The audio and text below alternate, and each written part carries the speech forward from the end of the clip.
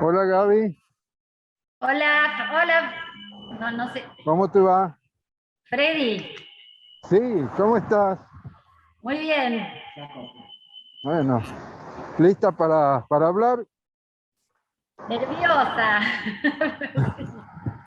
Con muchas ganas, con muchas ganas. Un encuentro Bueno, muy, muy esperado para mí. un merecido homenaje a tu amigo y mentor. Exactamente.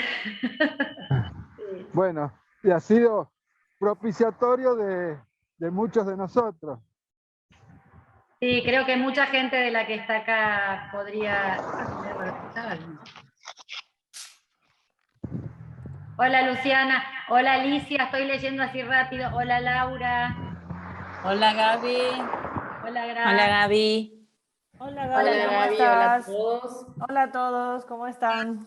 Hola. Hola, hola Hola Bea. Alicia, Hola hola Bea. hola Buenas Mari. tardes.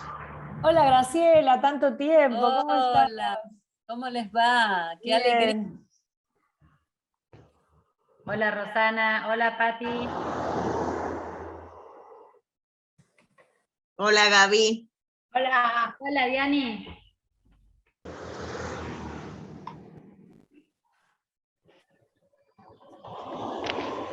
Empecé con agua y con mate, pero tengo la copa ahí para servirme vino en cualquier momento. No, estaba así, hubiera tomado vino desde antes, pero no No, temía no, laquear en mi decir luego. mejor después, mejor después. Sí, sí, sí, mejor después. Hola Nora, hay gente que sé que iba a estar, pero no conozco. Hola, hola Lara, hola Gaby, hola Gaby, hola Gabis. Hola ¿Cómo Nora, andan? ¿cómo estás? Luciana, Hola España, Perdón, hola hola Nora. Nora, ¿cómo te va? Bien. interrumpo un segundito los saludos, pero hay algún micrófono que acopla. Gaby, ¿vos tenés más de un dispositivo? ¿Tenés teléfono y computadora o algo así? Sí, ya lo estoy solucionando, espera. Dale. Hola Facundo. Hola Gaby, Hola Pedro. ¿cómo estás? Bien, muy bien. Hola Vivi. Hola Gaby. Qué lindo. Llegó el día. Llegó el día, gran día, sí. Vamos a dar un momentito Miren que más que ensayé sigue para no entrando llorar gente. de entrada, voy a ver si me sale. No, dale Gaby, vamos. Hay que abrir un vino, sí, ¿no? Sí. Abran un vino, ustedes abran un vino. Muy bien, muy bien. Ustedes abran un vino. Voy a abrir un vino. Sí, sí.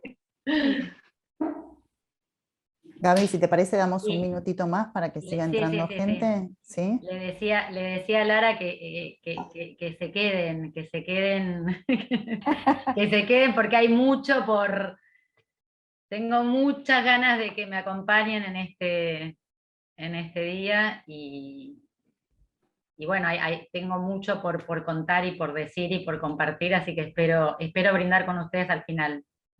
Espero verlos al final de la travesía.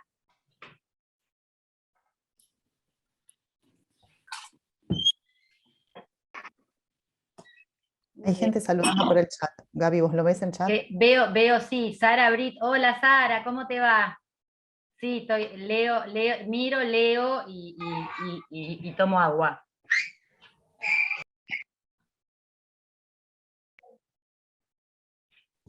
Hay varias Gabis por acá. Bastián.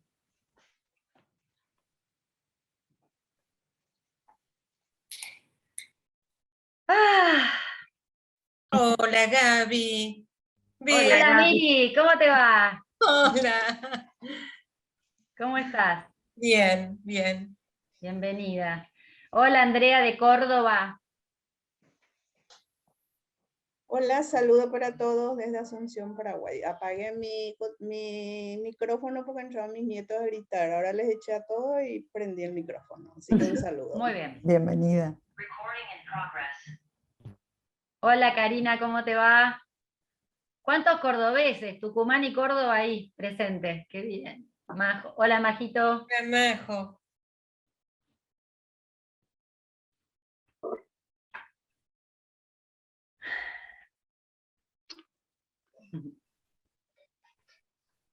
Muy bien. Hola, María Eugenia. Sí. Hola Gaby, hola a ¿Qué todos. va?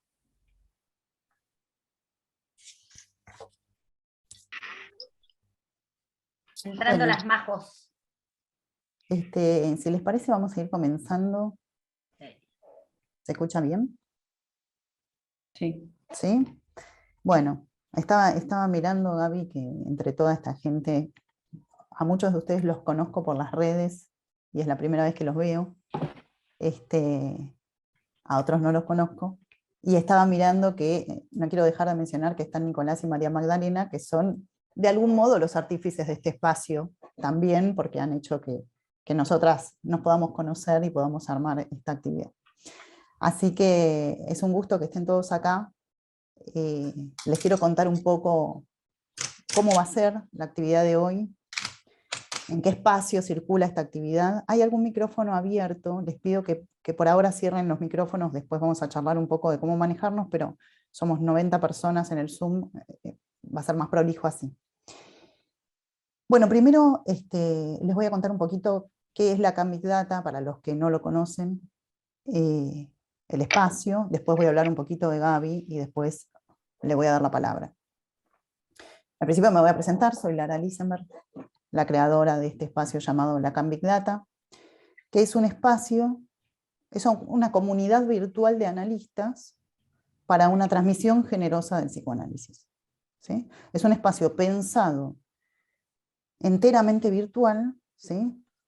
Que propone un modo de transmisión generosa del psicoanálisis, lo cual implica muchas cosas, entre ellas que sea virtual, es decir, que eso posibilita que desde cualquier punto del país y del mundo, digamos, se pueda acceder.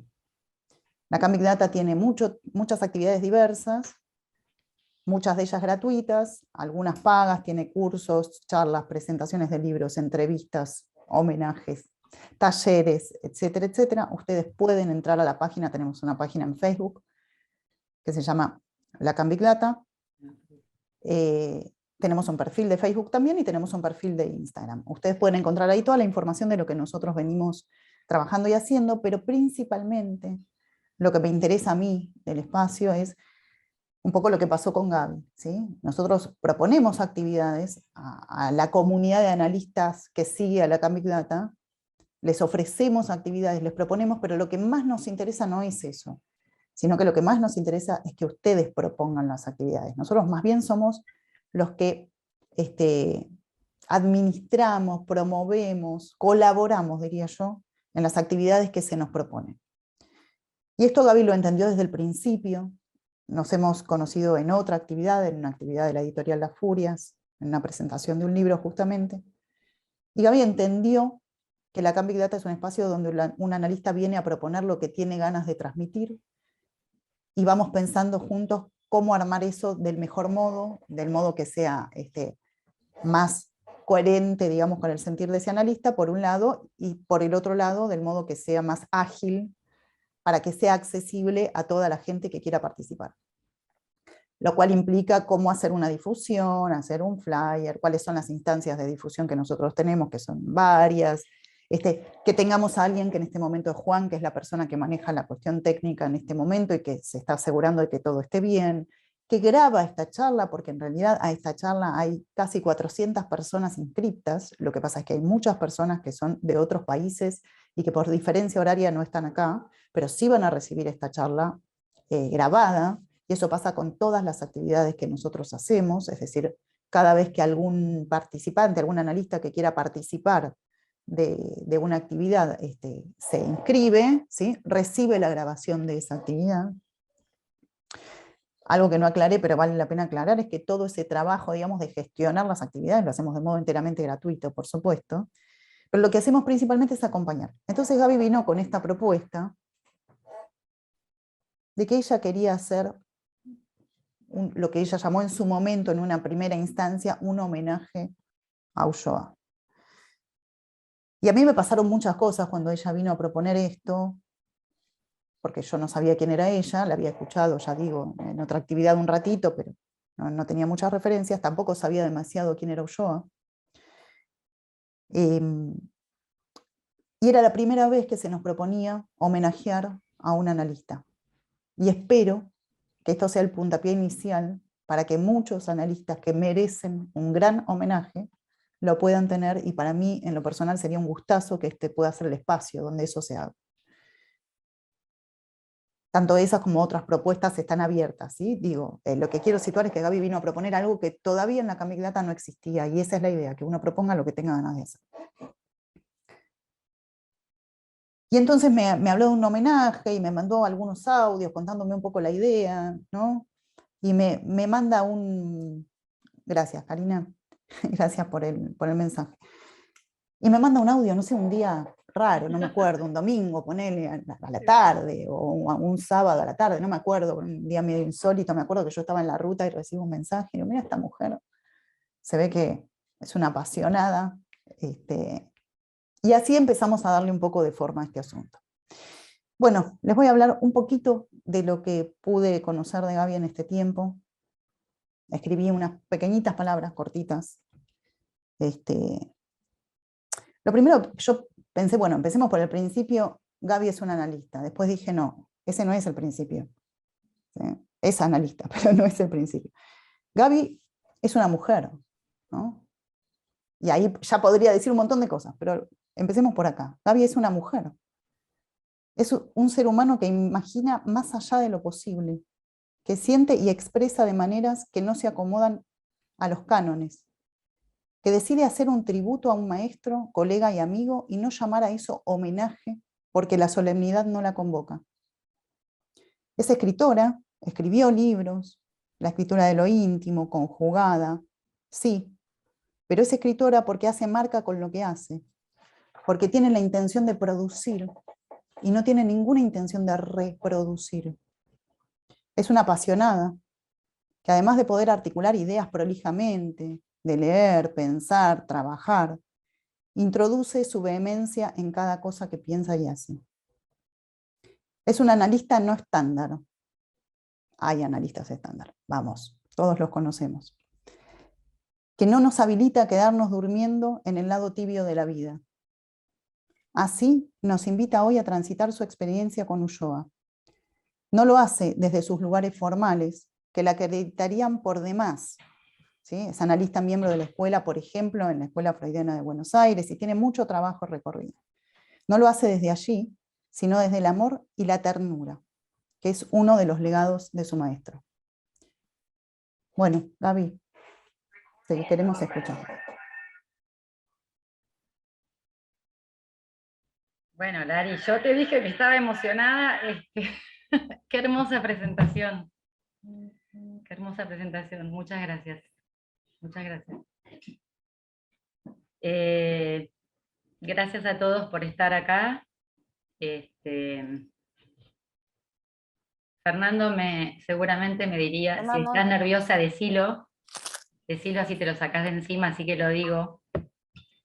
Pero tengo unos nervios rarísimos, estoy como nerviosa y a la vez tengo una profunda alegría de haber llegado acá después de tanto tiempo y de un deseo que buscaba su forma de expresión. Y pucha, si lleva tiempo, ¿no? Encontrarse con el modo, con el lugar, con la gente. Entonces, me alegra haberme encontrado con Lara y con Juan. Me alegra haber tenido tanta recepción porque creo que esto es con los otros, es con ustedes. Decidí, a partir de que se armó el encuentro con Lara, me puse a escribir, hace tiempo que vengo escribiendo, y decidí que iba a escribir porque tenía tanto miedo de arborizarme mucho con todo lo que he recibido de esta persona, de este analista, de este amigo. Es tanto Es tanto mi deseo de hacer pasar algo de todo eso recibido que tenía miedo de arborizarme mucho, de emocionarme mucho, irme para cualquier lado, entonces escribí. Nos asombrábamos con Lara de que hubiera tanta gente joven, porque si bien Fernando, y seguramente hay mucha gente acá que lo ha conocido, que ha tenido la suerte de compartir algún espacio de formación o de análisis, hay mucha gente joven, me decía Lara, que se anotó, ¿no? Me preguntaba por qué. Me preguntaba qué haría que quisieran escuchar, me preguntaba si el nombre, si la ternura, si lo que hacemos los analistas no está llegando, cómo está llegando, de qué manera está llegando, qué está pasando con la transmisión del psicoanálisis hoy. Decidí que lo que escribía no iba a ser un texto, como dijo Lara, porque aparte no me sale, pero no iba a ser un texto editado, aunque bien podría ser un texto editado por Nicolás Ceruti, que seguramente lo haría al modo de conservar eso inédito que quiero que esta conversación contenga. Entonces decidí que lo que iba apareciendo y lo que iba evocando y lo que me iba pasando y los recuerdos y las ideas y las escrituras, y me encuentro con Pedro, su hijo, y los recuerdos que muchos amigos me habrán escuchado en algún momento sueltos, decidí que todo eso iba a mantenerse en el escrito, ¿sí? Decidí hacer pasar también las formas en las que Fernando hacía vivir algo de ese encuentro con el otro. Me pasó que después de, digo, o sea que no tiene una cronología, digo, el texto en relación a comenzó en aquel tiempo, comenzó en el medio, terminó, viene, va. Tiene ese movimiento, el movimiento de la vida, de una conversación, del ir y venir,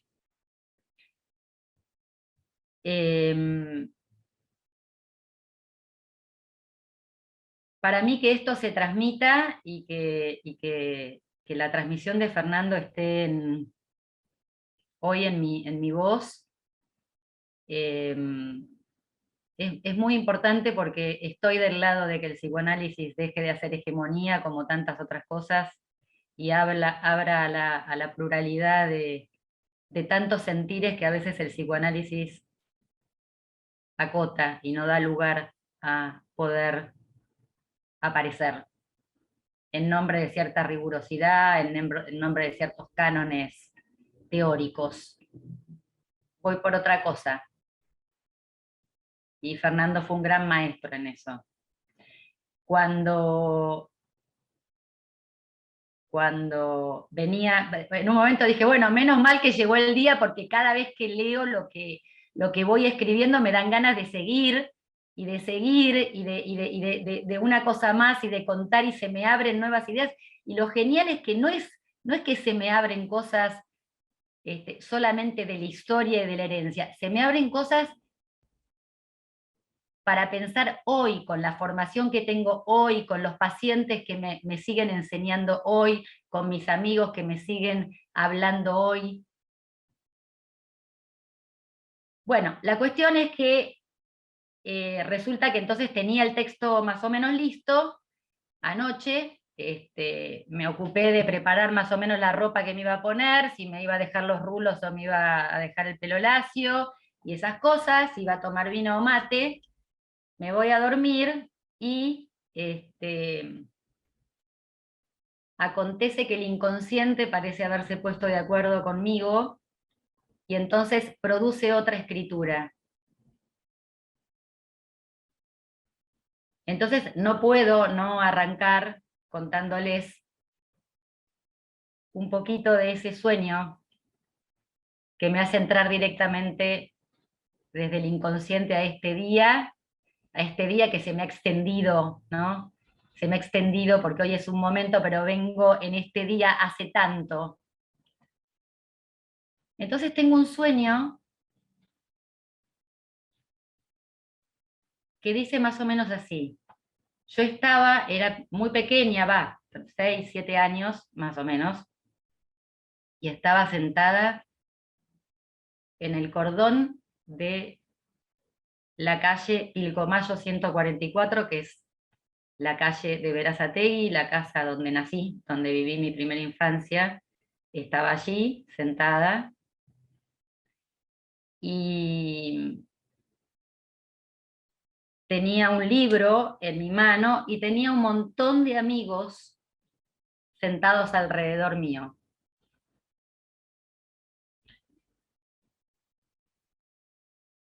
Estábamos así como en cuero, con una mallita y en patas, con las patas embarradas, cosa que me ha gustado siempre tener.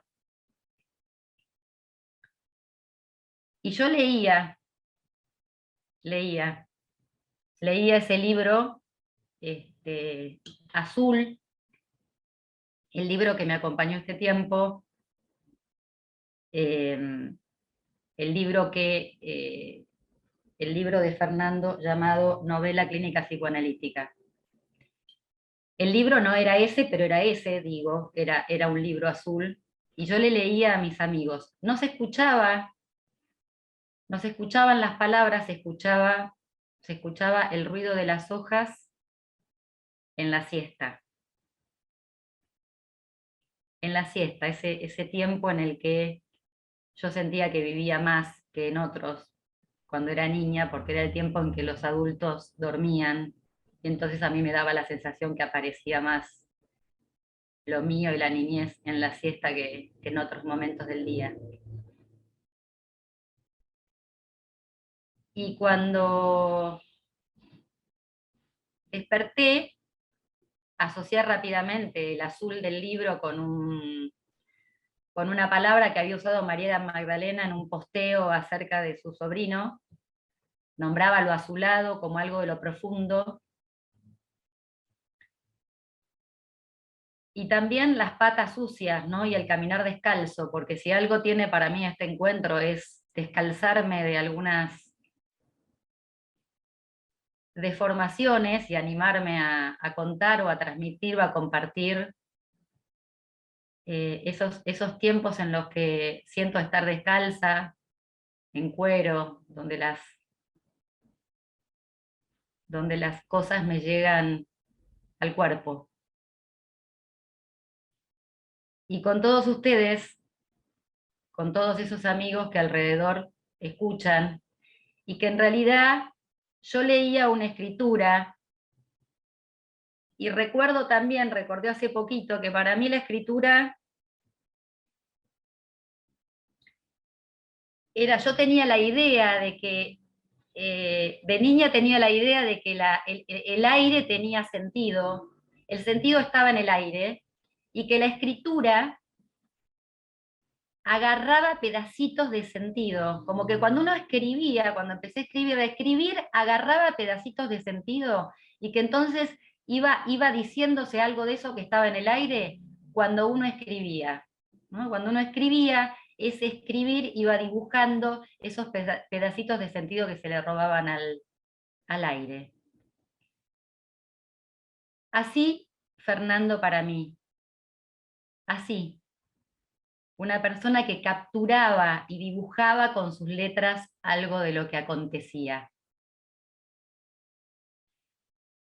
Entonces, bueno, con este sueño, con ese estado al que un sueño remite, que es el encuentro con algo tan primario, con la infancia, con lo que inicia, hoy estoy acá, estoy acá desde ahí. Entonces, me encontré, tenía como 15 epígrafes, voy a leer uno solo, de Rodolfo Walsh, que dice: lo importante de un texto es que no solo sea leído, sino que actúe. Dedico este trabajo a Fernando Ulloa, a la ternura de sus actos que hoy siguen aconteciendo. Querido Fernando, llegó el día en que le hablaría a la comunidad psicoanalítica de tu obra, de lo que tu transmisión hizo en mí, y como han pasado muchas cosas desde que te fuiste, consideré que muchas de tus enseñanzas le harían muy bien a nuestro oficio, tan plagado de mezquindades, miserias y crueldad, como el mundo mismo en estos tiempos. Con el entusiasmo que recibí de ti estoy hoy aquí, considerando muy oportuna la ternura ética que fundó tu existencia y tu quehacer. Me dirías, arremete viajera al modo pizarniquiano, y aquí estoy. La espera ha sido mucha, después de 20 años de amistad, consultorio, viajes y lecturas. ¿Cuándo es el tiempo de hacer un tributo?, me pregunté, y supe rápidamente la respuesta. ¿Cuándo llega? No hay tiempo preestablecido, hay un llamado y un escuchar. Una inquietud en el cuerpo que puja por vivir. La insistencia de recuerdos, palabras, aforismos, texturas era intensa. Muchas veces daban consistencia en imaginarios, pensamientos que me ayudaban a mirar y a escuchar la clínica. Experimentaba un efecto de existencia, entonces dije, aquí algo hace nudo. Y apareció el título, Clínica de la Ternura, testimonio de una transmisión. Entendiendo que testimonio implicaba decir una experiencia que, como bien dice Beatriz Bernat en su trabajo con el testimonio, implica un nivel de ficción. De alguna manera, hacer pasar los hechos a los dichos. Entendiendo también la ternura como un operador lógico, que movía e inspiraba cada escritura, porque no son conceptos. No me gustaría pensarlos como conceptos, más bien modos de decir lo que acontece. Así diría que es y ha sido la transmisión de Fernando. Modos de decir de lo que acontece. Como cuando los niños, y se me ocurrió esta metáfora, ¿no? Como cuando los niños hacen el dibujo de una figura humana, que se traza una imagen que apresa ese uno del cuerpo y que apresa el cuerpo porque se apresa algo de lo inabordable. Así era Fernando, apresaba algo de eso que es imposible de decir y lograba decir ese borde, lograba armar siempre una piel para lo que acontecía. Así era su dibujar formas, donde apresar por un rato el pensamiento clínico, figuras, modelos humanizados. Fernando tenía un lápiz en la cabeza. Dibujaba y cuando trabajaba esculpía. Trabajaba en 3D. Fernando tenía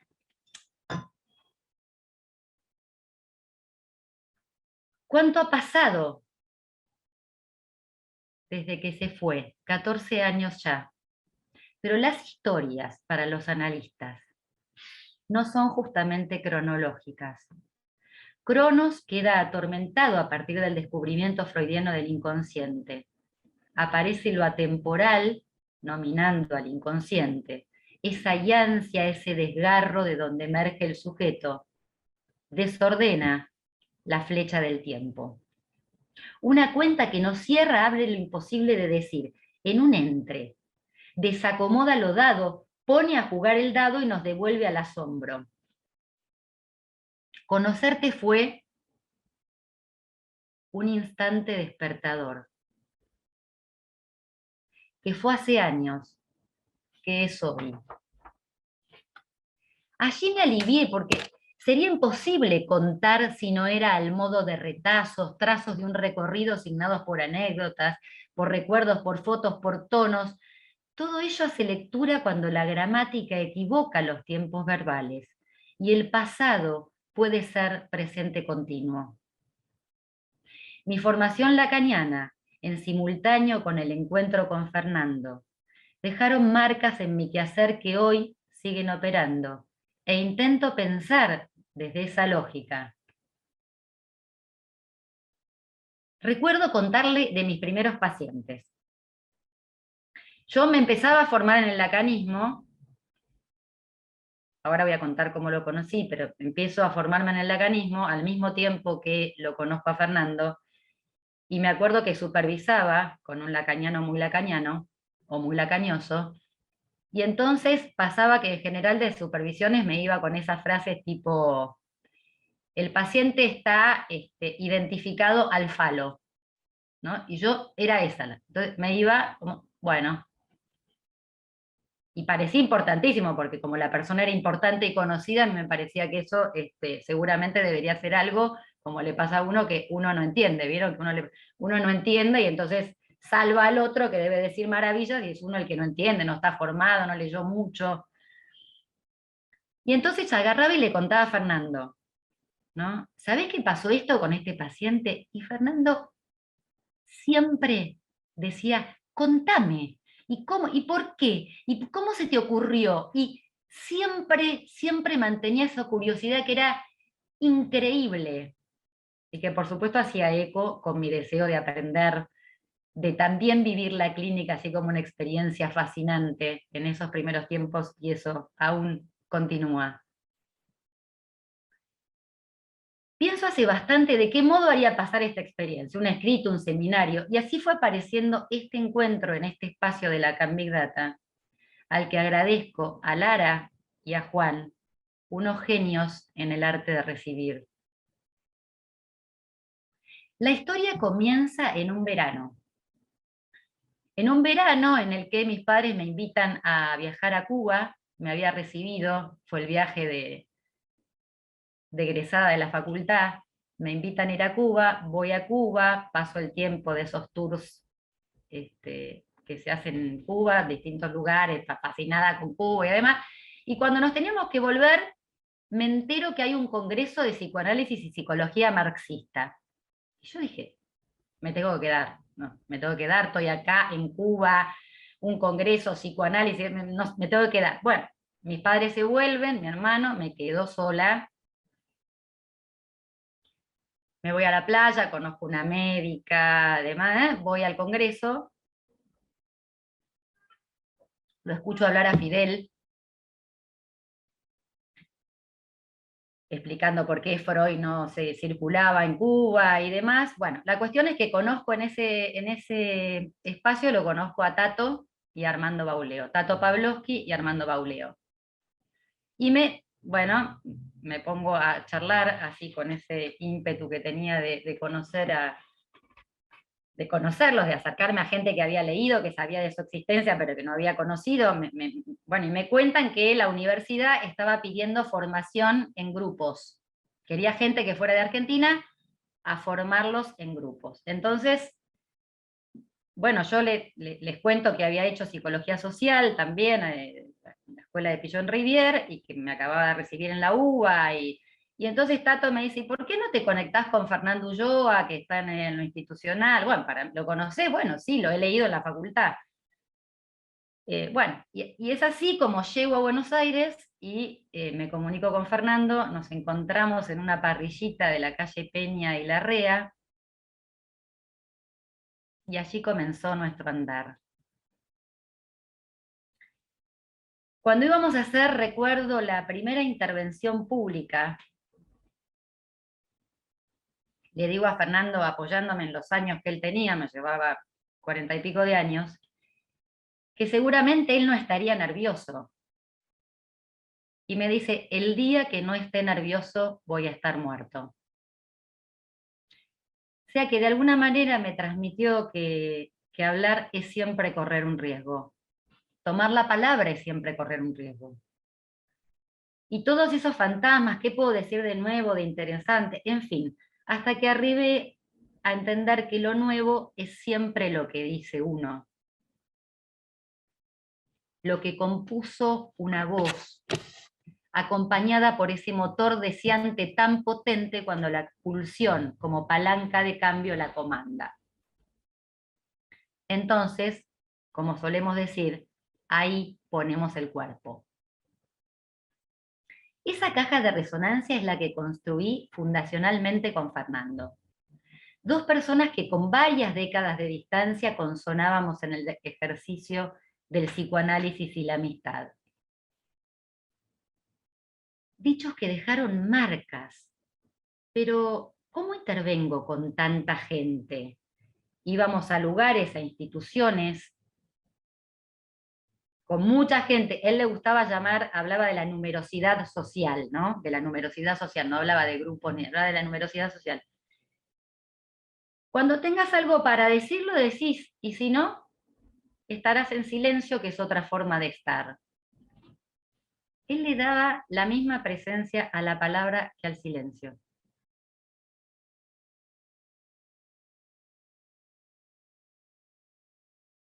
El tratamiento que tenía Fernando con el superyo era inmensamente descompresor. Un experto en descorchar taponamientos y destrabar encerronas varias. Fui invitada a participar con él en la intervención con grupos en su consultorio y por fuera. Un día llego al consultorio de la calle Cavia y lo veo caminando con alguien por Plaza Alemania. Me siento en la escalinata, observo.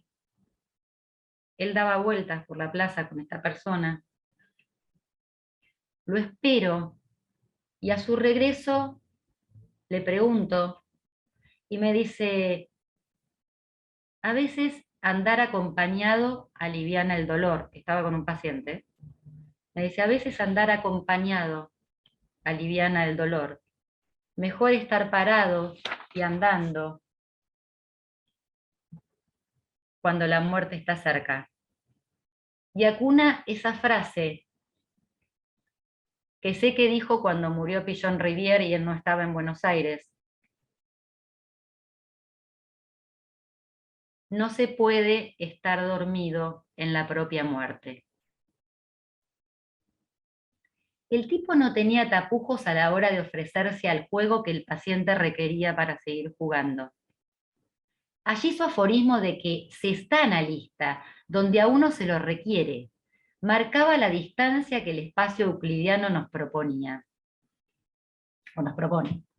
El amor, decía, no son dos que se entienden, sino dos que entienden. Hubo una vez tiene olor a infancia, a caramelo, a chupetina, a pochoclo, huele a cine y película, y a esa canción, hubo un tiempo que fue hermoso, que fui libre de verdad. Un sintagma iniciático.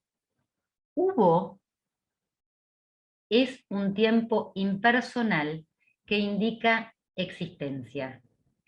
Así, este cazador existencial operaba en la clínica, desorientando al yo y a las encarnaduras de los quiénes tan promotores de agresividad imaginaria, de idealización o de aplastamientos.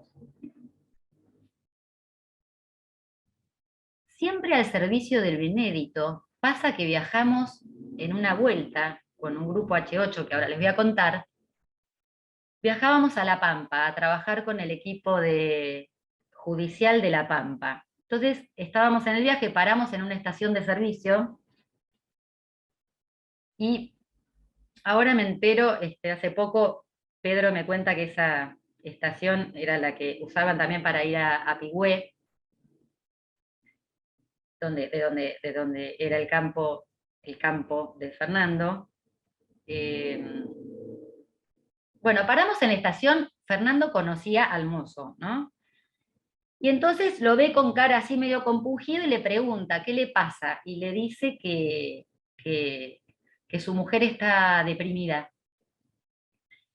Y entonces le dice, pero dígale que venga mañana, que mañana pasamos, al otro día volvíamos, y entonces que pasábamos por la estación al otro día, que fuera a hablar con él a las 4 de la tarde. Le pregunté, cuando nos fuimos, por qué no le decía que viniera ahora, que la podíamos esperar. Y me dijo que decirle a alguien que uno lo espera ya formaba parte de la cura.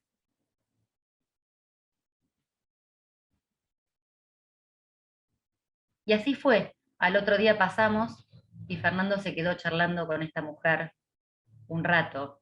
Y después en el viaje de vuelta, como solíamos hacer, me fue contando lo que en ese encuentro había sucedido. Fernando teorizaba la práctica, no practicaba la teoría. Hace poco tuve la suerte de encontrarme con Pedro Ulloa, su hijo. No nos veíamos desde la muerte de su padre. Hablamos de su vida y también de su muerte.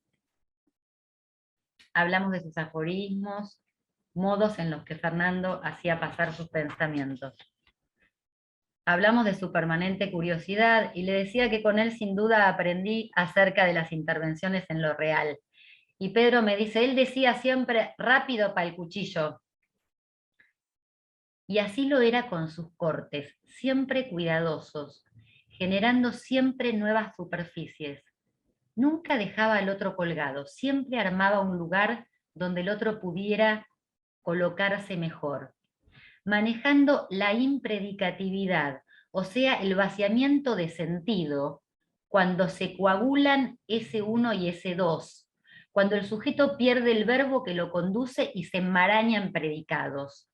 Esto si suena chino después lo abrimos, pero me salió decirlo así. ¿Vieron cuando lo uno está pegado a lo del otro? Esos tiempos en los que uno vive en gris.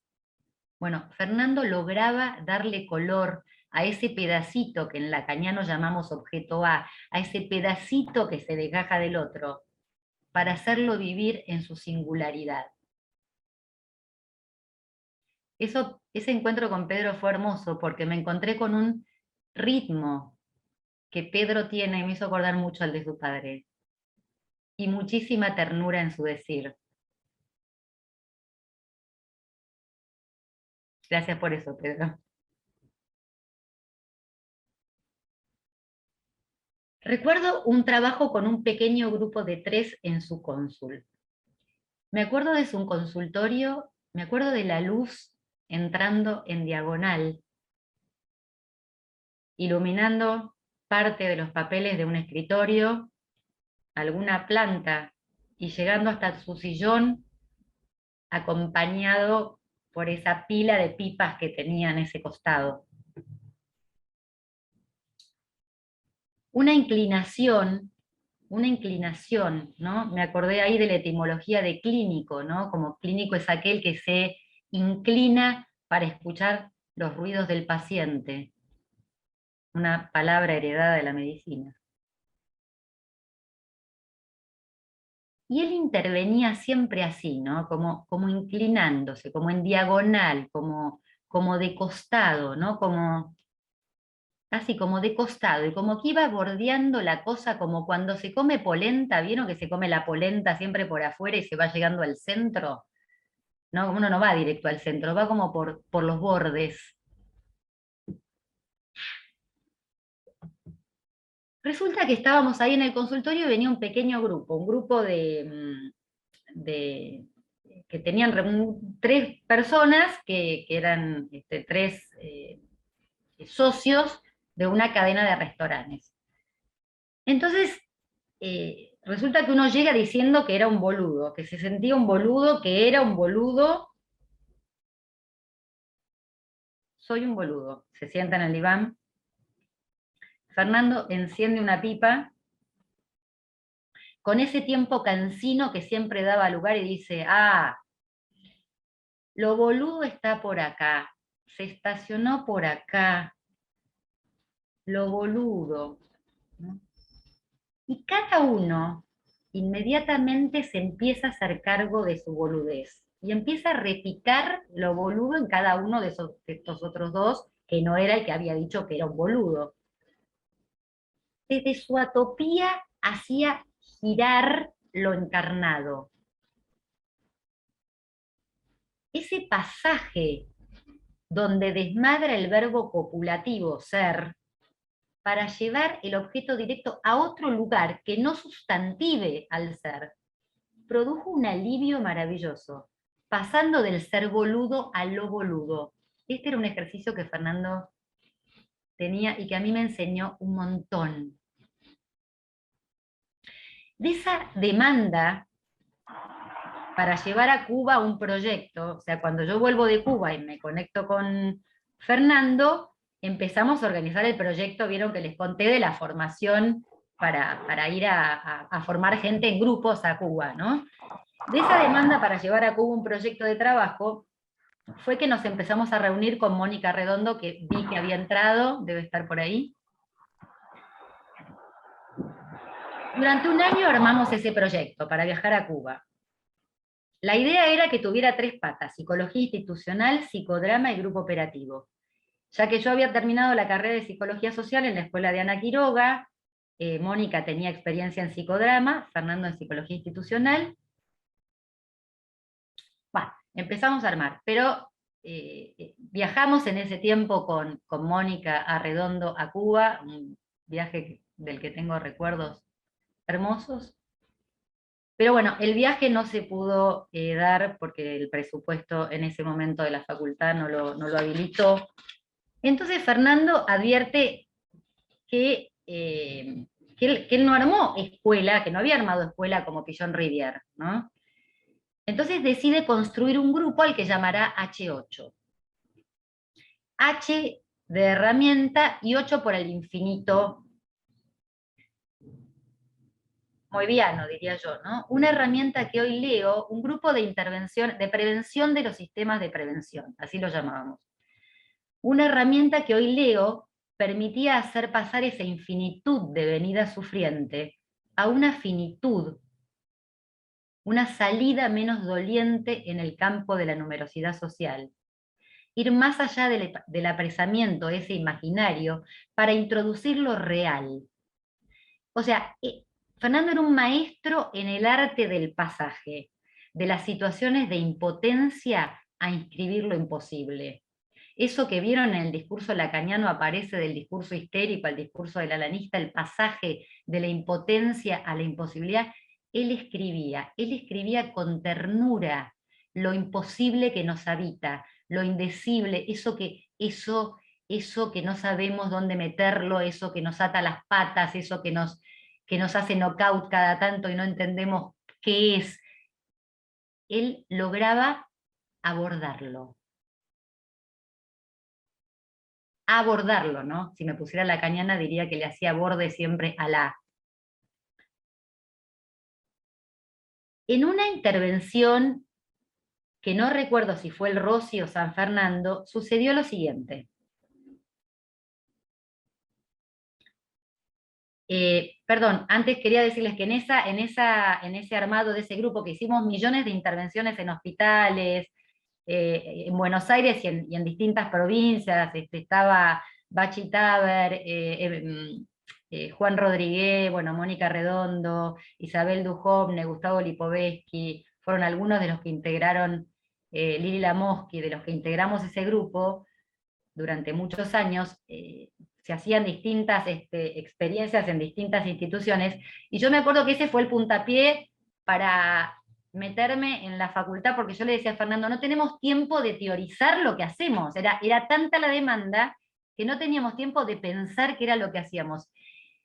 Y yo era una fanática del hacer, pero también quería pensar eso, qué es lo que estamos haciendo. Entonces ahí es que me meto en la Facultad de Psicología, en la UBA, en la cátedra de Virginia Schechter, y la conozco a Diana Marwal, que está acá, sonriente.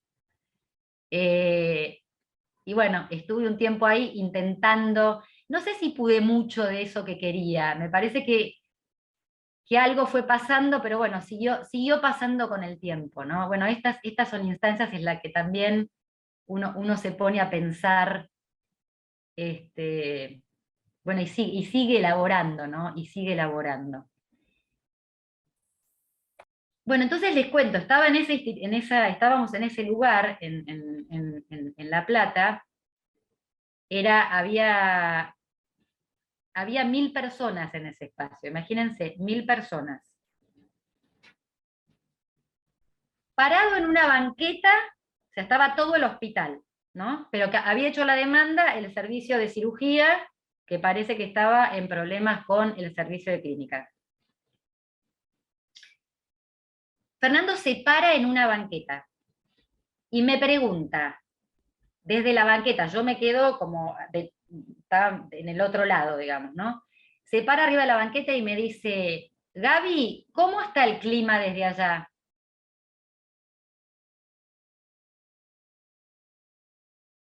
Entonces yo me subo a otra banqueta, porque era como, ¿no? Entonces me subo a otra banqueta, y le digo, se ve tormentoso, pero se viene aliviando desde el sur, ¿no? Como habilitando a la gente del equipo que yo tenía, al sur sería, digamos, que era el equipo que había hecho la demanda, ¿no?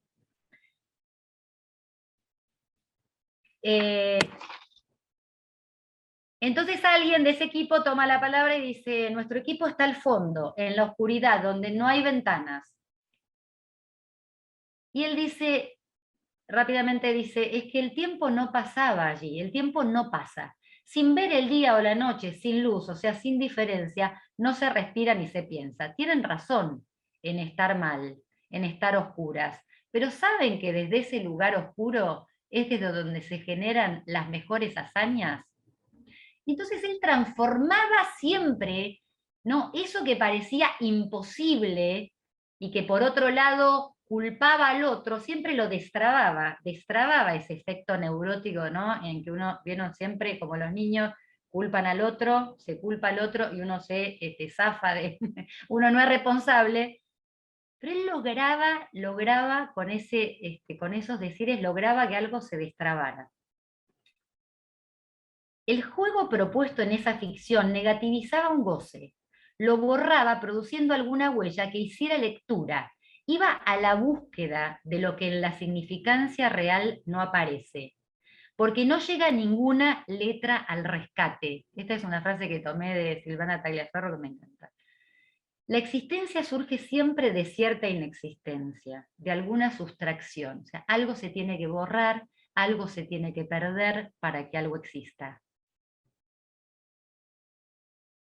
Ese sin salida, ese punto cero, eso que llamamos real, eso que, ¿vieron? Eso real sería esa piedra que tenemos en el zapato, esa piedra en el zapato que nos lleva siempre a tener el mismo dolor.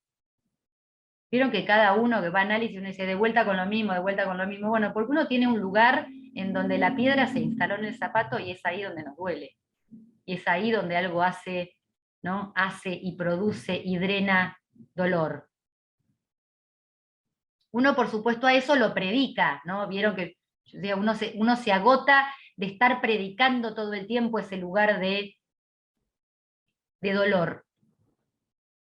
A veces uno se descalza de tiempo y entonces queda en patas y queda también en bolas en la vida. Entonces, hasta que uno no entiende un poco mejor de qué va esa piedra, conviene ir despacito como con la polenta en los análisis para ir bordeando, ¿no? Bordeando ese lugar hasta que uno sepa con qué piedra vino en su calzado. Después uno, vieron con los años y con los análisis, yo pensaba que estas predicaciones que uno tiene por demás, como neurótico, ¿no? Esa ficción que uno arma también de su dolor, ¿no? de su existencia, es como si que tiene que ver con el fantasma. ¿Vieron? El fantasma, ese fantasma es como la primera ficción que armamos de ese agujero, de esa ficción, de esa piedra en el zapato. Ese fantasma es como, como un zapato que nos ponemos cuando somos chicos, pero el tema es que después nos va quedando chiquito. Ahí Mónica me dice que el hospital era el Hospital Rossi de La Plata. Sí, Moni, el Hospital Rossi de La Plata. Gracias.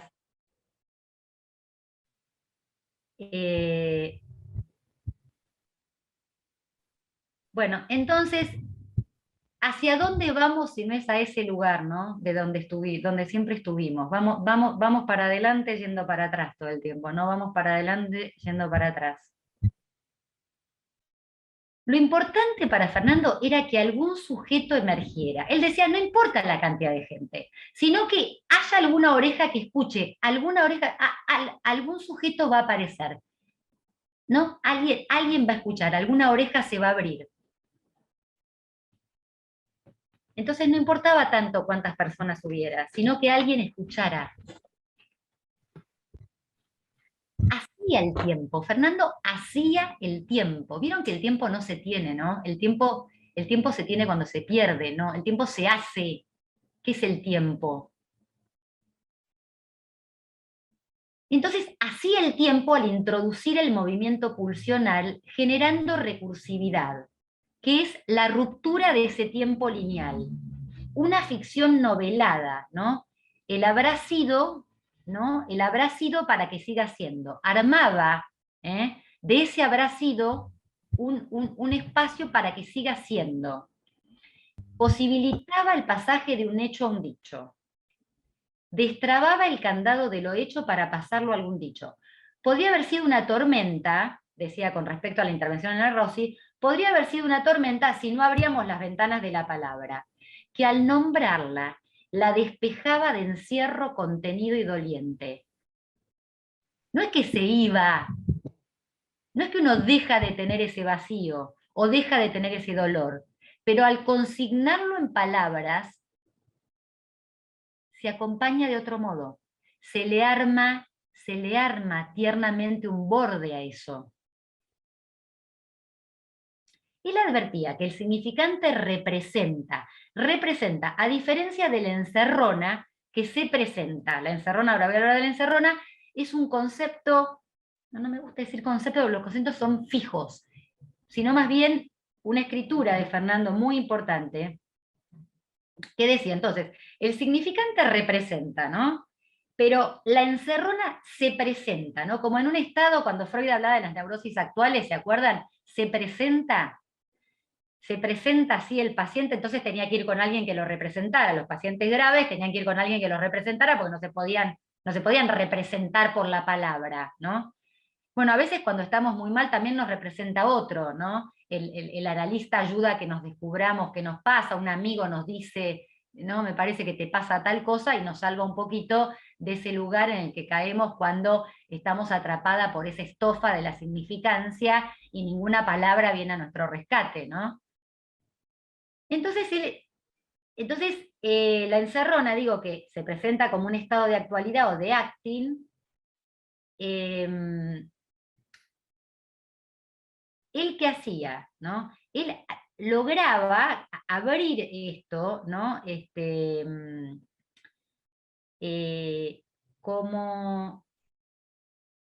Como inventándole, ahora voy a hablar de, creando, digamos, alguna otra ficción a esa que se contaba, a esa que pesaba, a esa que drenaba todo el tiempo. Él invitaba a pensarlo de otra manera. O sea, hacía aparecer también que ese sentido no era el único, o sea, hacía aparecer el sinsentido de esa encerrona, ¿no? Hacía aparecer el sinsentido. O sea, hay lo que no hay, lograba escribir, hay lo que no hay. Solo que el fantasma, como dije antes, que nos inunda de predicaciones, no nos deja, porque todo el tiempo creemos que tenemos que llegar a alguna explicación, que tenemos que llegar a entender lo que hay cosas que sabemos no vamos a entenderlas nunca.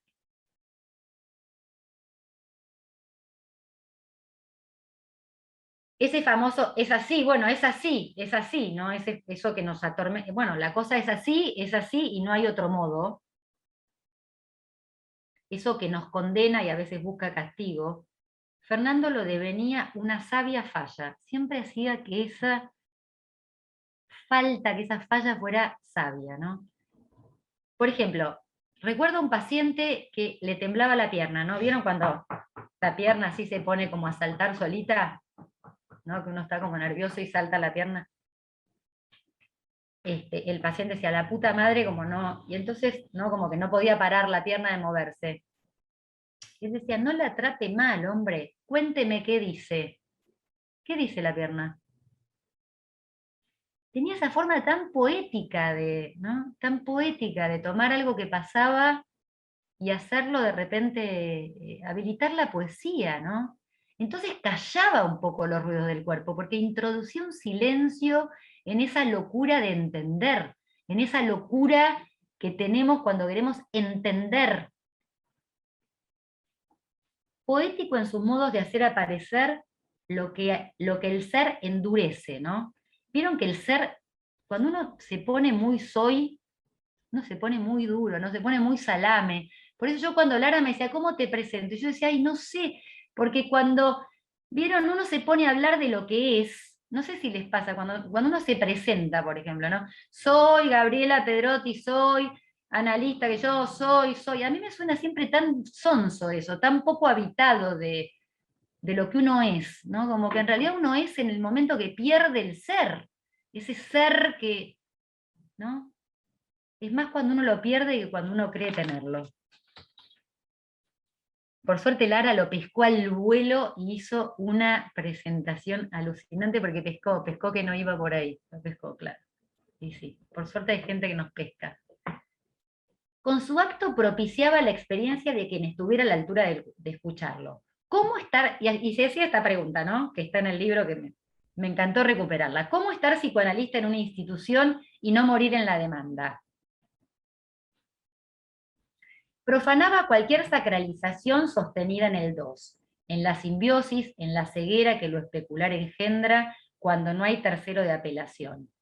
Esa falta al tercero de apelación, frente a la cual se encontraban los familiares de desaparecidos, por ejemplo, sin puertas que golpear en los momentos del terrorismo de Estado, fue uno de los orígenes del texto para los derechos humanos. Fernando tuvo que exiliarse unos años en Brasil, en la época del proceso acá en la Argentina. Y es en un texto presentado en un seminario de abuelas de donde parten las conceptualizaciones de la ternura.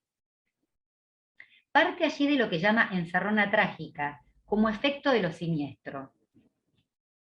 El paradigma de la encerrona trágica es la tortura, situación donde la víctima, dice, depende por completo para dejar de sufrir o sobrevivir de alguien a quien rechaza totalmente. La tragedia así concebida es una situación de dos lugares, opresor, oprimido, sin tercero de apelación. Ese amor o ese odio al absoluto hace daño sin duda. No da respiro, asfixia.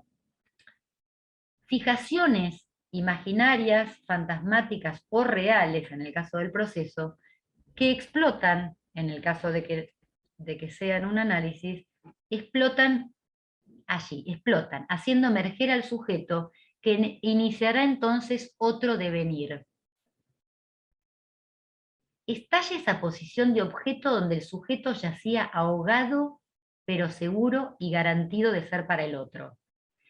En el campo institucional, Fernando hablaba del secreteo y la clandestinidad, que son dos rasgos de la encerrona. Y decía que en realidad la verdad circulaba por los pasillos. La cobardía cobija a la neurosis y a quien cree que ser amo es una función personal y no lógica, aquella que comanda el discurso del inconsciente. Allí la crueldad toma la posta, y como dice María Magdalena, en un texto que me hizo llegar muy hermoso, que escribió, bueno, dice que esta consiste en arrebatarle al otro la dignidad de su herida, anular su existencia. De la otra vereda tenemos a la ternura. La ternura es dadora de coraje y dignidad. Dice Fernando en el texto de la ternura que está en ese libro que les dije antes: el tiempo de la invalidez infantil es donde actúa o no la ternura, donde se inscribe una potencia. No tiene que ver con una condición emocional, se trata de una instancia psíquica fundadora de la condición humana. La ternura, siendo de hecho una instancia ética, es inicial renuncia, escuchan esto, inicial renuncia al apoderamiento del sujeto. En términos psicoanalíticos, la ternura es la coartación, el freno del fin último, de la descarga, de la pulsión, un freno, una renuncia ¿a qué? Al apoderamiento. Esta coartación del impulso de apoderamiento del hijo en tiempos de infancia, este límite a la descarga, no ajeno a la ética, genera dos condiciones. Genera dos condiciones, dos habilidades propias de la ternura, dice Fernando. La primera tiene que ver con el suministro, de las condiciones básicas, ¿no? con la garantía de suministro del calor, el alimento, el arrullo y la palabra. Y la segunda, con el miramiento. Tener miramiento es mirar con amoroso interés a quien se reconoce como sujeto ajeno y distinto de uno mismo. O sea, reconocer la diferencia. El miramiento es reconocer al otro diferente. Los que atienden niños deben saber, ¿no? Cuando las madres llevan a los niños diciendo, no, pero yo sé, ¿no? Hablo yo, ¿no? Porque yo sé lo que le pasa. Bueno, no solo en algunas parejas también pasa, ¿no? Yo sé lo que le pasa, yo sé lo que le pasa. El miramiento es germen inicial y garantía de autonomía futura del infante, dice Fernando.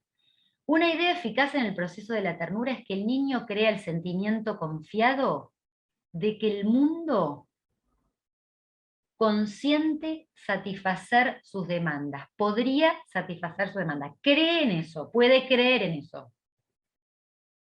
Es así como va adquiriendo convicción la existencia y bondad de un suministro ajeno a él, a la par que confía en sus propias posibilidades de demandarlo y de obtenerlo. Es a partir de este sentimiento de confianza que en el sujeto se estructurará una relación de contrariedad con lo que daña y con el sufrimiento. Miren qué importante.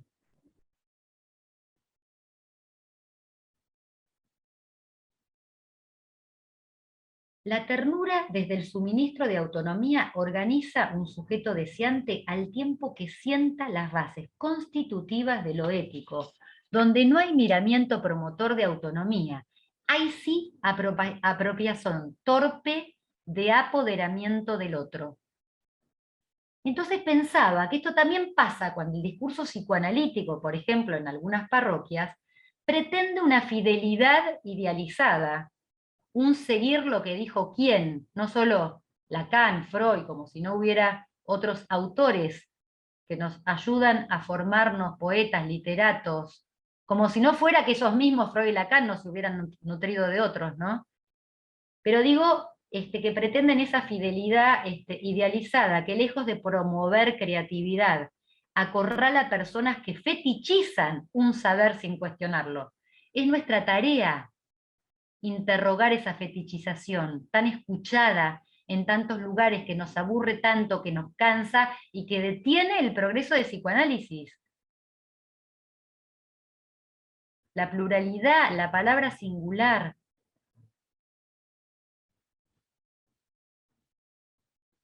Andu Fourmantel, psicoanalista francesa, en el último libro, La potencia de la dulzura, editado por Nocturna Editorial y Archivida, plantea algo muy afín a este decir, cuando se pregunta si la dulzura puede curar. La aprehensión de la vulnerabilidad de un prójimo no puede darse en un sujeto sin el reconocimiento de su propia fragilidad. Esta aceptación es una fuerza. Hace de la dulzura, dice, un grado más elevado en la compasión que el propio cuidado. Compadecerse es padecer con. Es experimentar con el otro lo que él experimenta, sin ceder a ello. Es poder dejarse afectar por un prójimo, por su pena o su dolor, y contener ese dolor llevándolo a otra parte.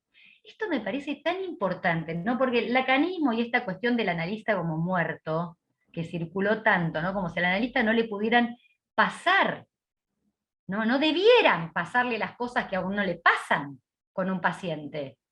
siente, le duele, se enoja, le pasa. Que uno no lo ponga a jugar es justamente nuestra tarea, porque uno lo va a poner a condición de hacer de eso alguna intervención, de no especularizarse con el paciente. Pero ¿cómo no le va a pasar? ¿Cómo hacemos para morirnos y atender si no hay lugar más vivo que ese?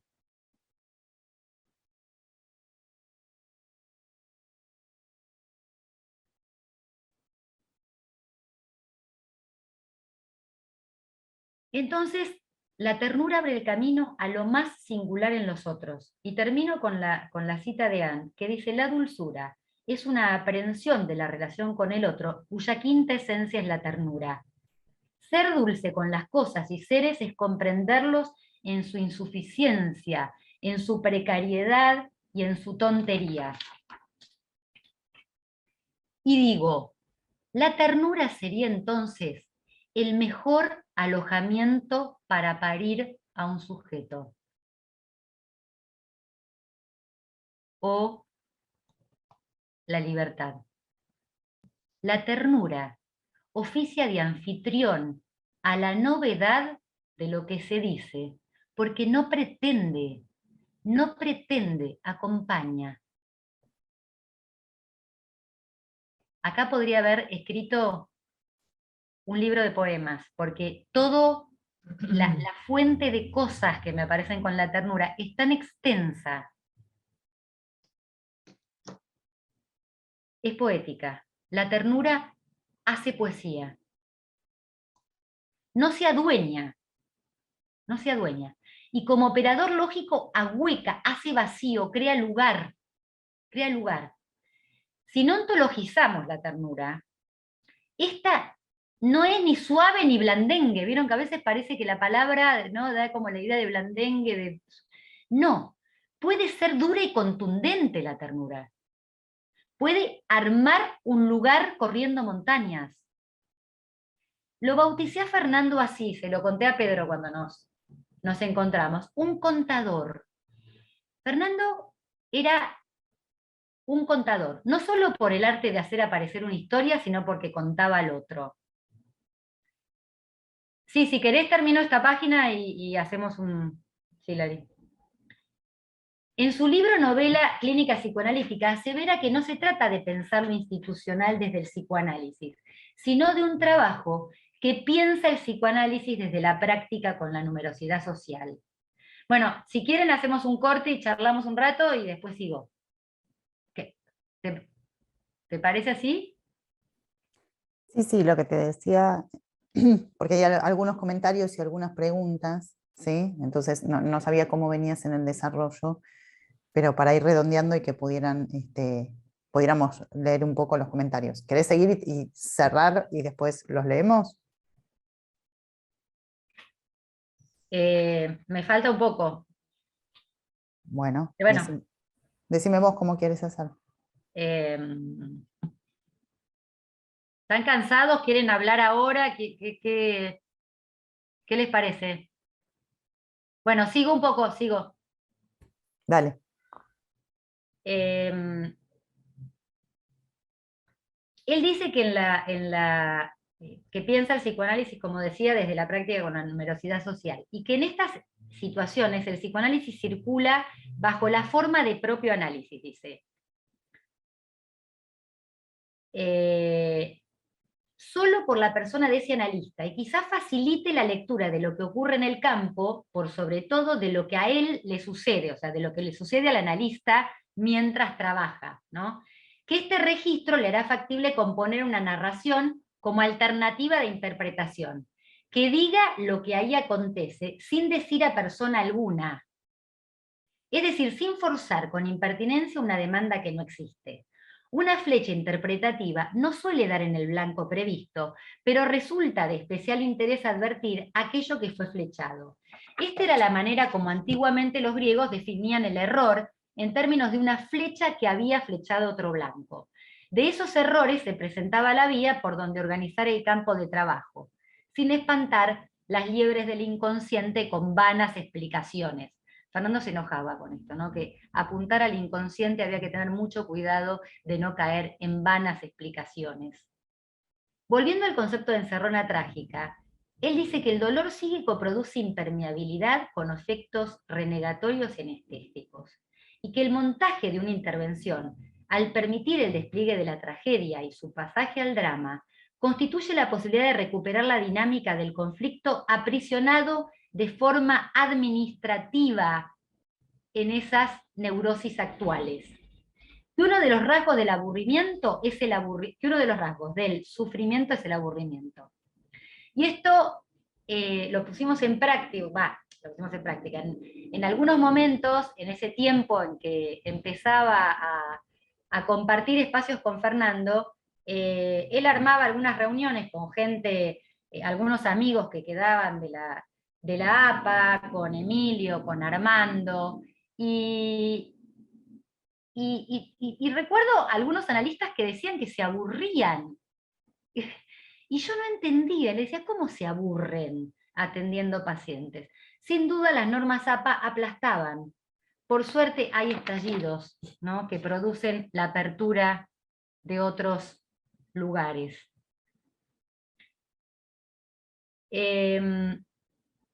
Decía que la escritura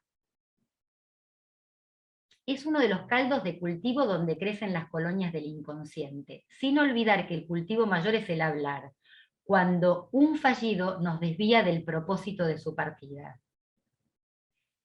¿Y él qué hacía? Trabajaba con el concepto de narración. Miren qué interesante. La narración como vocablo de la lengua española encuentra sus orígenes en el remoto prerrománico, donde la palabra narria, vocablo vasco-navarro, designa el arrastre del trineo. Un arrastre tan remoto que no suponía la rueda. Entonces, narria, trineo, trajinar, son las remotas fuentes de las que brota la narración.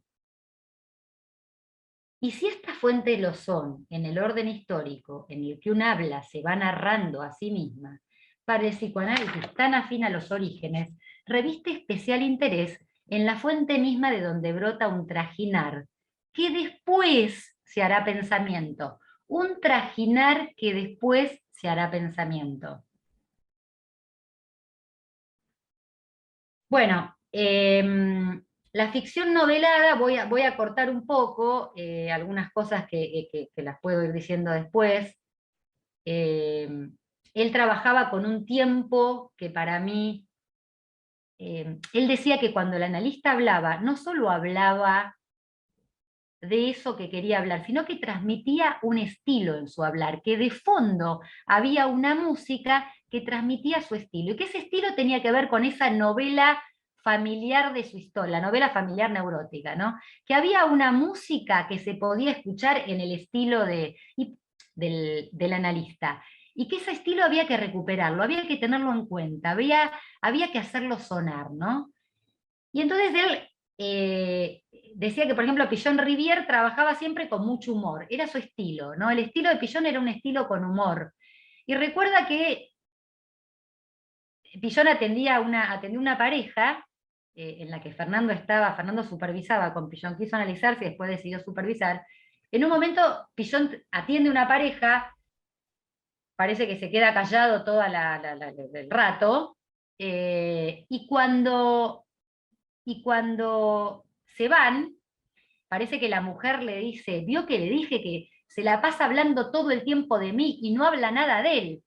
Y entonces Pillon le dice, bueno, eso es lo que él se cree, espero que usted no crea lo mismo. La ficción novelada es una idea central. Dice que, así como Freud acotó a la filosofía con su metapsicología, el psicoanálisis pretende una ficción que no vele fetichísticamente la realidad, sino como acontece en los paradigmas de las ciencias matematizadas, trabaja los hechos hasta acceder a los datos suficientes para desarmar el paradigma que los hizo posible y proponer uno nuevo. Bueno, esto se puede leer hoy en cosas que les iba a contar, que bueno, que son lecturas que yo hoy vengo siguiendo, ¿no? Pero bueno, no importa, voy a acotar eso. Después lo podemos hablar en el diálogo. Voy a acotar otro caso clínico. Las herramientas clínicas, decían, constituyen un domicilio conceptual. Un domicilio conceptual, miren qué lindo como lo dice. Y aluden a la dignidad del domus como lugar privilegiado de resistencia, teniendo el cuidado de no convertirnos en sus servidores y terminar predicando su excelencia.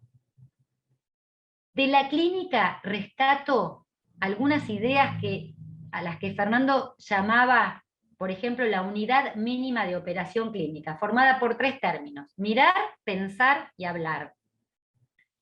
El pensar sería el laboratorio clínico, que si se saltea, se puede quedar sobredeterminado por el campo, y es cuando surgen los diagnósticos prematuros. Sentir, querer y creer son los modos con los que se está afectado. Estación importante para determinar lo que llamó, y a lo que le dio mucha importancia, la estructura de demora. La estructura de demora. No es solo estar involucrado o contagiado, sino afectado de una tarea, que si se apresura con el creo que, uno terminaría como opinando, realizando tal vez una catarsis emocional. Abstenerse de ella transforma ese siento, quiero, creo, en algo así como un nicho ecológico emocional. Miren qué linda está. Un nicho ecológico emocional, pronto a albergar una próxima idea aún impensada. Le agradezco a Lucas Lorenzo que me trajo en uno de nuestros diálogos nocturnos estos recortes de su libro. Darle lugar a esa estructura de demora propicia ambas abstinencias, la de opinar y la de hablar de memoria. Bueno, aquí la ternura vuelve a aparecer como un operador lógico, propiciando la renuncia catártica del clínico para otorgar presencia al decir analizante. Decir la clínica implica el armado de una narración que concierne al estilo del analista y al desarrollo de propio análisis. Entonces, facilitar esa ficción para que el sujeto que se encuentra en una situación de absoluta oscuridad pueda ir acercándose a ese domicilio, a ese nicho ecológico que participa de su historia y no logra todavía descifrar qué especies contiene. Salteo. Habla del carácter psicoanalítico, que me encanta esa idea, cuando el analista queda en un determinado lugar y no experimenta lo que habita en su domus, en su domicilio conceptual, se crea eso que se llama el carácter analítico. ¿Vieron ese carácter así caracúlico, duro? Bueno, ese. Fernando utilizaba metáforas del campo, voy terminando, y de la montaña frecuentemente. Un término que utilizaba también, que quiero contarles, es el vaquiano, ¿no?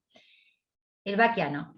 Para el ejercicio del analista utilizaba este término. Recordaba al paisano Juan Velázquez, y a su madre, a la madre de él, decir, Juan siempre tiene un cuento, capaz que Pedro se acuerda.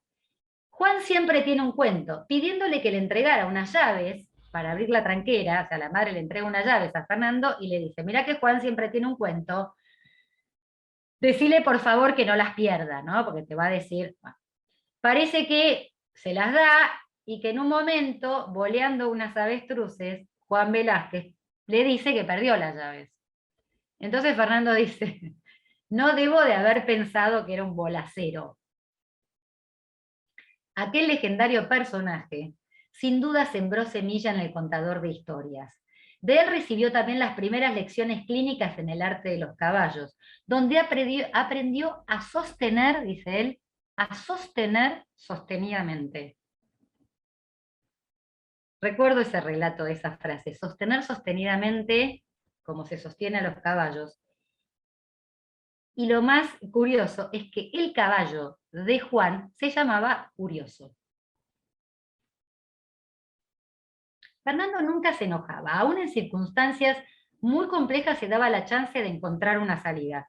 A veces lo hacía al modo de esos minutos que se piden en básquet, dieron unos minutos para...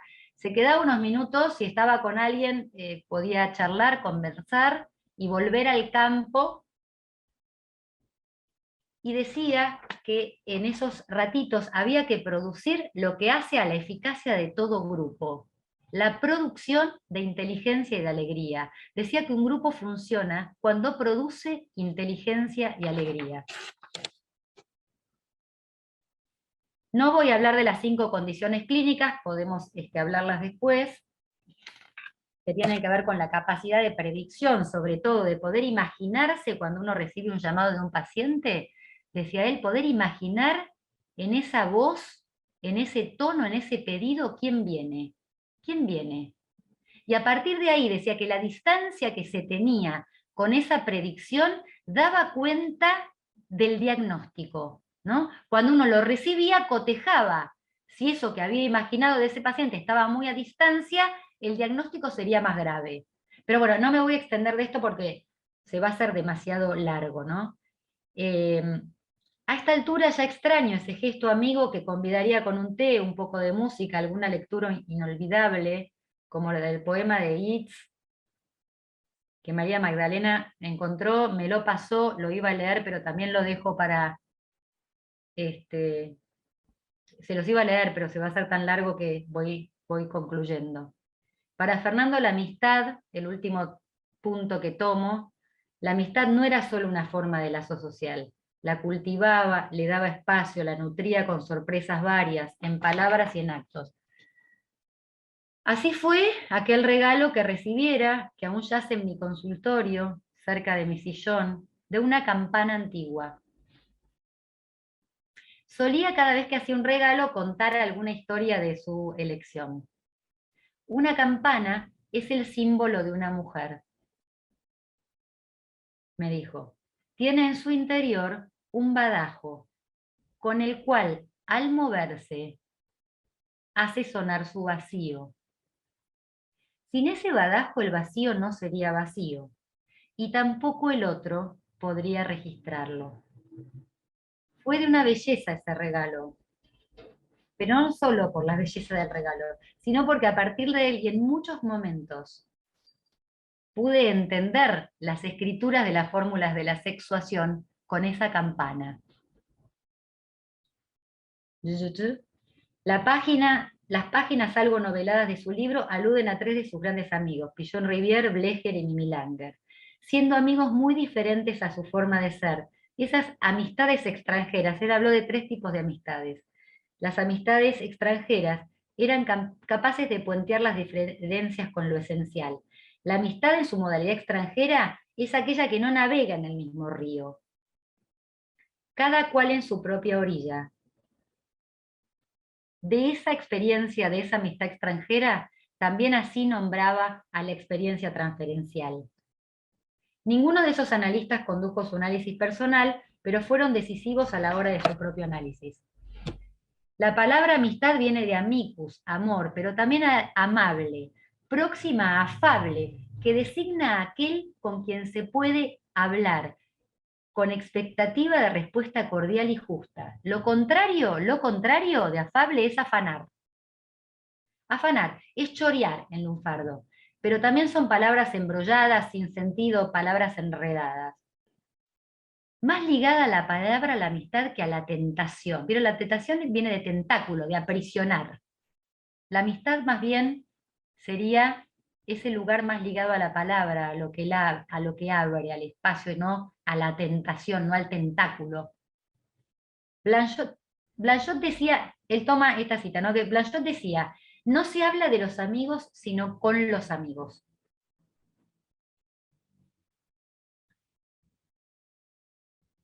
Hubo una vez, que fue la última vez que lo vi.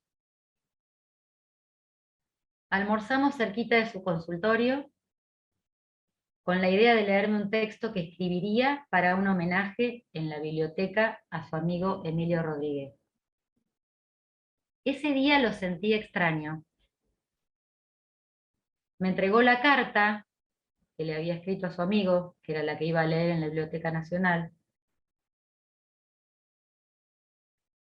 y nos despedimos sin que la leyera. Recuerdo haberle preguntado por qué creía que había muerto su amigo. y me dijo, es que creo que no soportaríamos estar muertos en vida.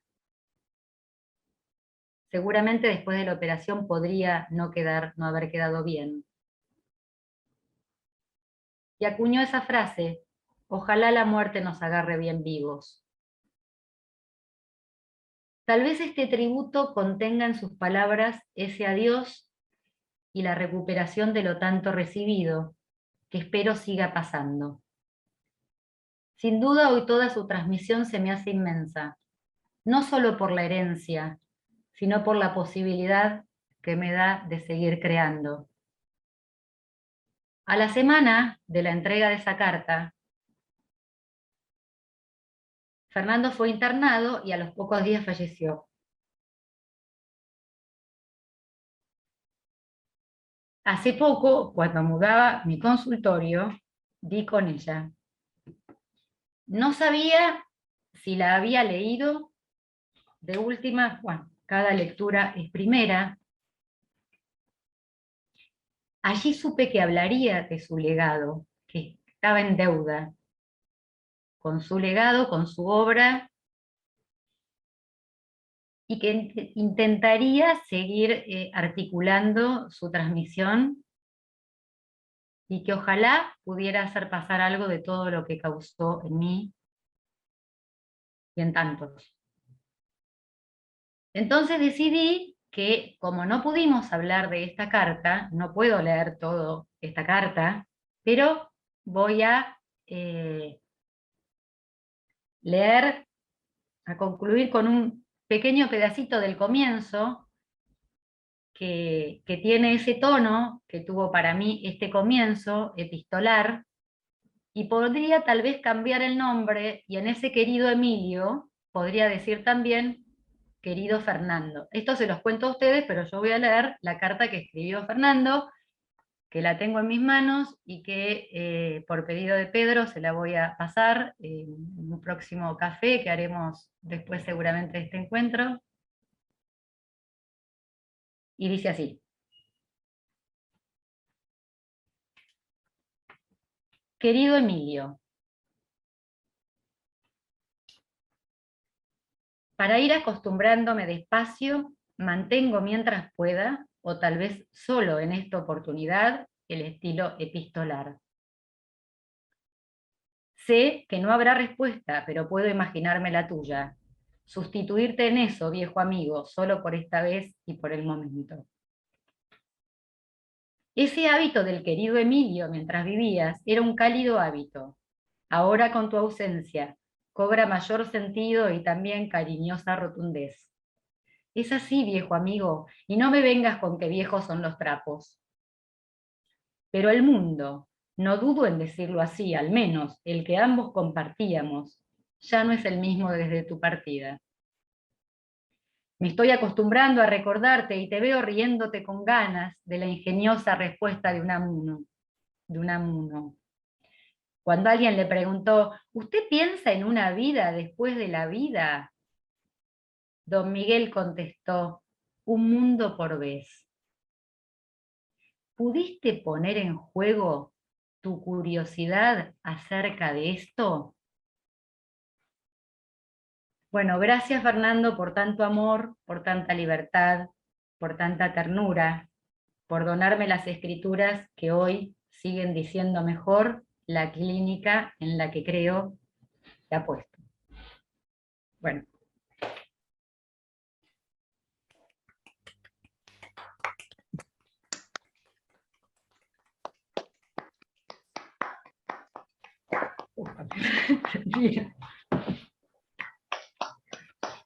Bueno, hay varios comentarios, alguna que otra pregunta, tenemos unos minutitos para poder charlar un poco. Los comentarios después, Gaby, los podés leer tranquila, te los vamos a pasar. Vale. Son todos muy, muy hermosos. Creo sin duda, me parece, digo, ¿no? Por lo que estoy mirando y por lo que a mí misma me pasa, que es sumamente emotiva tu transmisión, sumamente profunda y sentida. Creo que estábamos ahí todos conmocionados, ¿no? Realmente yo sé que la palabra homenaje por ahí no era la más linda para este tributo, pero es un homenaje. Y me parece que vale la pena que lo rescatemos de esa manera. Bueno, los que tengan ganas de hablar pueden pedir la palabra en el chat, así nos ordenamos. Tenemos unos minutitos, porque tenemos otra actividad a las 9, tenemos que ir cerrando. Graciela, no sé si querés hablar o tienes el micrófono abierto. Ah, gracias. Bien, ¿alguien quiere comentar algo? Lara, ¿puedo? Sí, Gaby, ¿qué Insúa. haces? ¿Cómo estás, Gaby? Sí. ¿Quién habla? Gaby Gaby Insúa. Insúa, tu tocaya, Gaby. ¿Cómo va?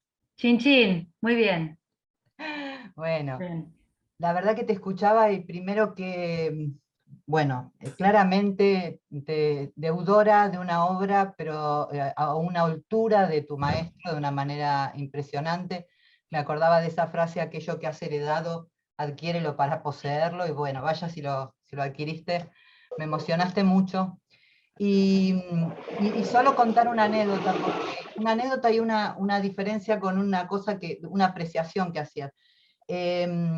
Yo empecé la facultad en la dictadura y me recibí en democracia. Y unos años después, que creo, si no me equivoco, que Fernando había llegado hacia ahí, ¿no? Al final de la dictadura, bueno, unos años después, tipo cerca de 80 y pico sería, yo estaba en un grupo de estudio con un Pope, psicoanálisis lacaniano, para decirlo así, y dije algo que le había escuchado a Ulloa, y este colega me dijo, eso no es psicoanálisis. Y eso lo escuché en referencia a otros nombres que, por fortuna, yo siempre tuve un libro de Lacan y de Freud al lado de artículos, o del libro novelas que decís o de Salud Elemental de Fernando, o de Bleichmar, bueno, ¿no?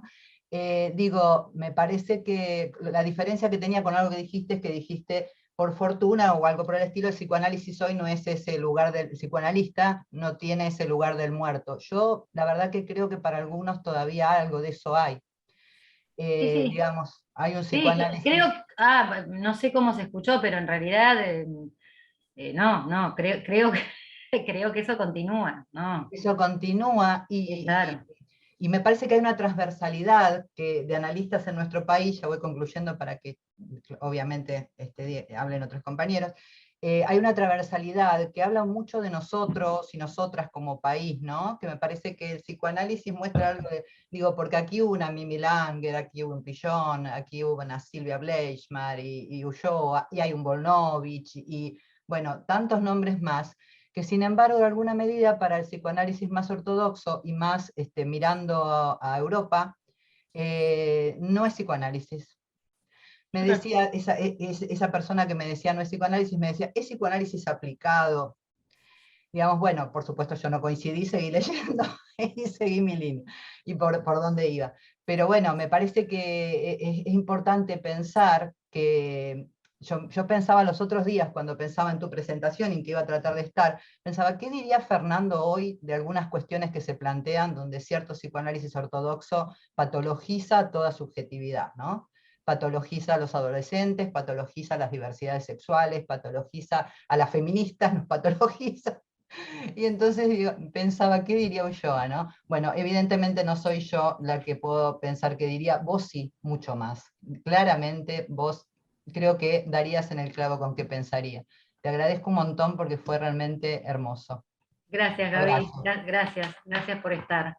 Gracias, Voy a Gaby. hablar porque quiero escuchar. Gracias. Mónica Redondo, ¿querés decir algo, Mónica? Sí. Hola Gaby, ¿cómo estás? ¡Qué lindo verte! Bueno, estoy conmocionada, estoy muy emocionada, porque la verdad fue un fragmento de mi vida, nos trajiste compartiste con todos un pedacito de nuestra vida, un gran cacho de historia. A Fernando le gustaba mucho hablar de los fragmentos clínicos, los fragmentos en la historia, y él hacía fragmentos. Él analizaba fragmentos, y el tema de la clínica. Te agradezco que lo hayas traído, porque la verdad que en estos tiempos tan feroces, lo único que nos protege es la ternura. La ternura para pensar en nuestros pacientes y la ternura para pensar en muchos fenómenos. Y bueno, en un momento se me cortó el internet, pero lo último que te escuché me hizo acordar cómo él se refería a ese grupo de mosqueteros que se reunía en ese bolichito enfrente al zoológico a comer unas picaditas italianas muy ricas, que es el Man y compañía, que era los últimos mohicanos, Sí. los que iban quedando. Bueno, son maestros que ya no están.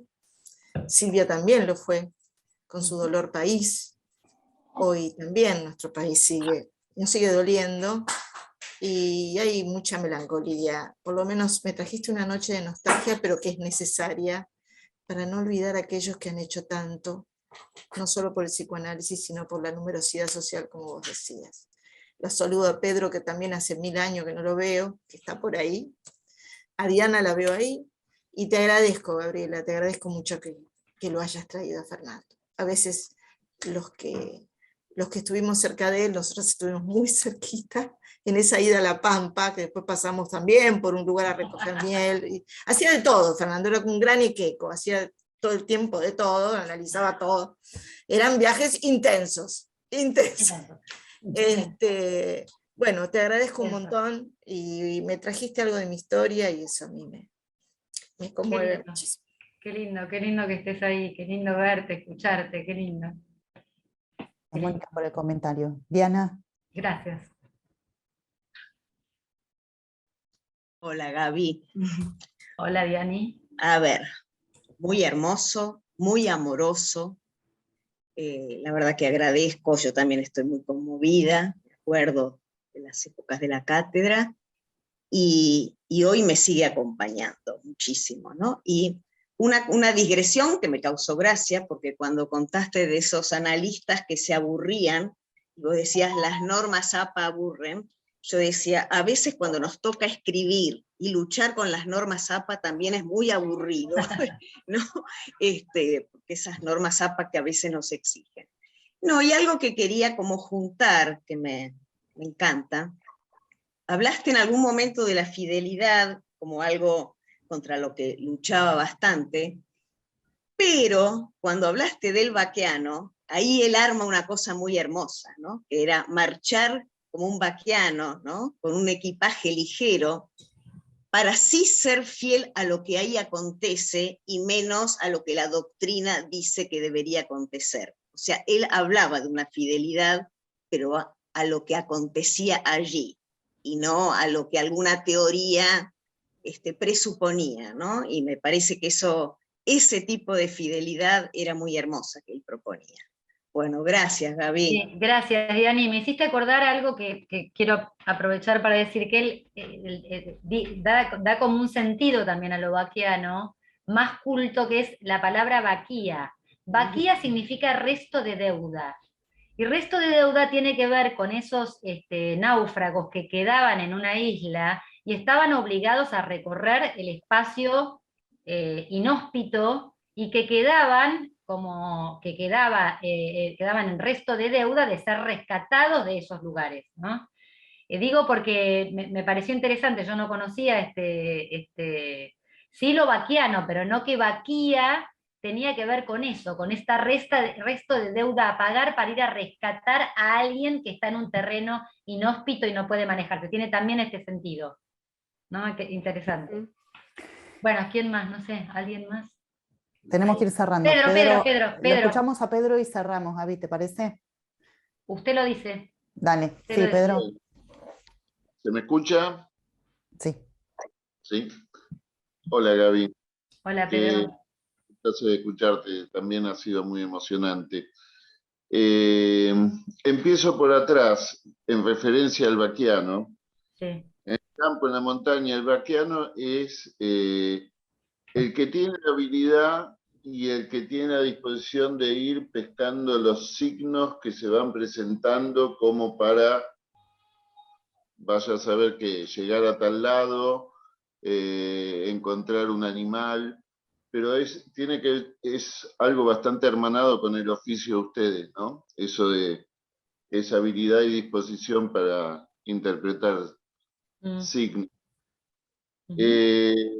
Muchas cosas. Pensaba un par de cosas. Yo obviamente no lo conocía a papá, justamente porque lo menciono así desde su función, desde su estar psicoanalista, gracias a Dios, por suerte, simplemente en casa no lo estaba, pero era el mismo. Tuve oportunidad de verlo estando, porque yo también lo acompañé en algunos viajes, haciendo de chofer y de oreja beneficiada. Pero era el mismo sujeto, mi viejo era el mismo Fernando, que era amigo de Emilio, de Mimi, de esas amistades extranjeras, pero también muy familiares,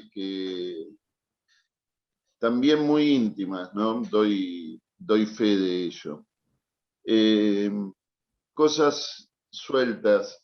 Me gusta mucho eso que haces hincapié en lo que él conceptualizaba una práctica, no teorizaba, sino que de su hacer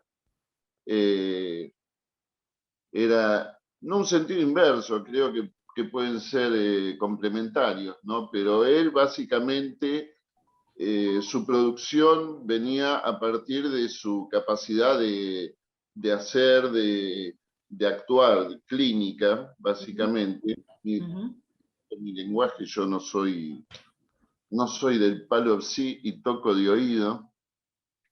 Pero bueno, esa cuestión yo la veo reflejada, se mencionaron los libros de papá.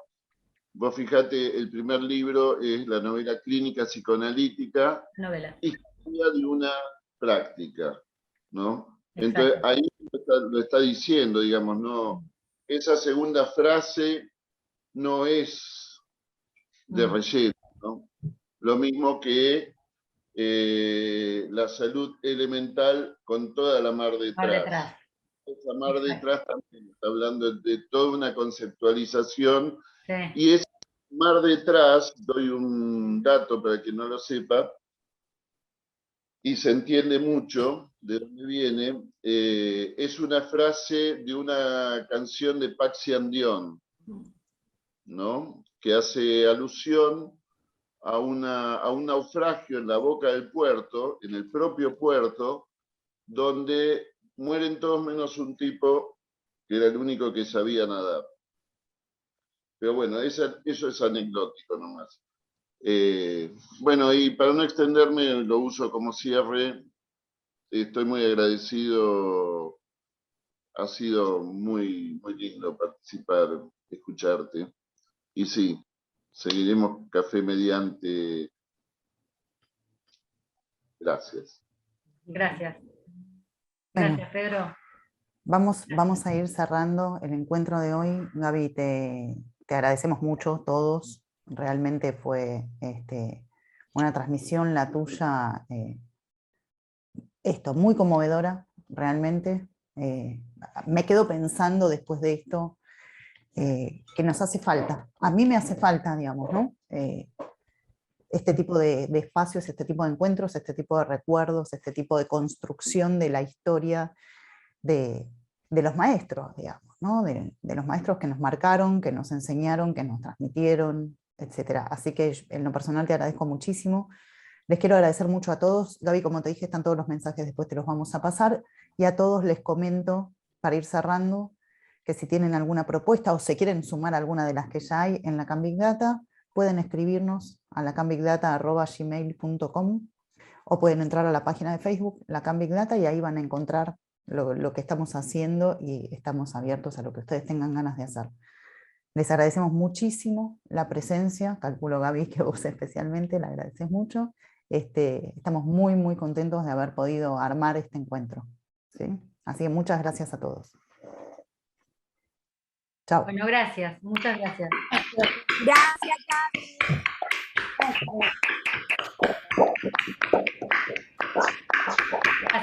Gracias. Gracias, Gaby. Hermoso. Gracias a todos por estar ahí, gracias.